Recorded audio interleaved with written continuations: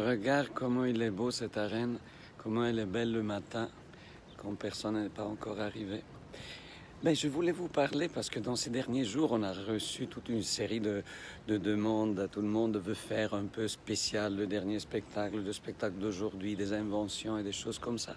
Mais si vous voulez nous faire plaisir à nous, l'équipe de création, sachez que pour nous, et c'est probablement le travail de chaque artiste, c'est de chercher la perfection. Donc, c'est pas nécessaire de nous faire des surprises pour nous rendre contents. Chercher, maintenant que c'est les derniers spectacles, au début, quand on commence un projet, on ne pense pas que ça va terminer un jour, ça arrive aussi même avec la vie.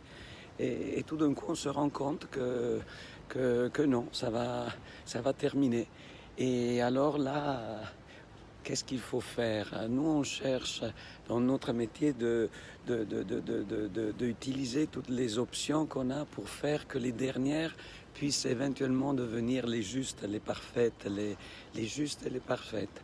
Alors, il y a tellement de choses dans les chants, dans les chorégraphies, dans les mouvements, dans chaque pièce qui compose ce spectacle, la forme de porter un costume, la forme de bouger sur le LED floor, de courir sur la couronne. Tout ça peut être fait d'une forme encore plus parfaite de ce qu'on a fait jusqu'à maintenant.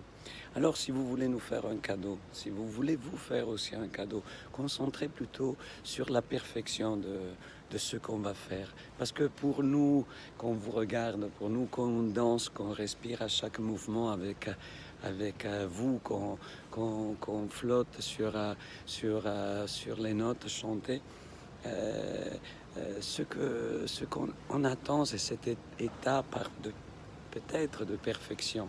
Et ça pourrait être le cadeau pour tous, pour nous tous.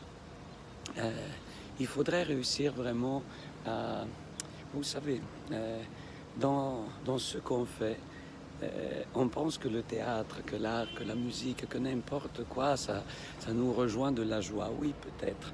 Mais il y a aussi une forme de raconter la vie et donc naturellement aussi de la douleur. Parfois, on dit qu'un acteur, pour aller en scène, pour jouer, il faudrait qu'il se plante un couteau quelque part dans le corps, un couteau imaginaire. Justement parce que si tu vas sur scène et tu cherches de lutter contre une peine que tu vives, tout d'un coup, tu cherches de sortir de toi-même les meilleurs parfums, les meilleures forces, les meilleures tensions. Faites ça donc, parce qu'on est proche de se saluer très bientôt. Alors peut-être cette petite nostalgie qui s'empare, cette joie douloureuse qui s'empare de nous tous pourrait nous permettre tout d'un coup de devenir encore plus des géants sur scène et que chaque chose qu'on fasse, ça devient aussi la représentation de la vie. Parce que sans ces petites douleurs qu'on incarne, on ne peut pas vraiment raconter la vie. Éventuellement, simplement, on la représente d'une forme un peu superficielle.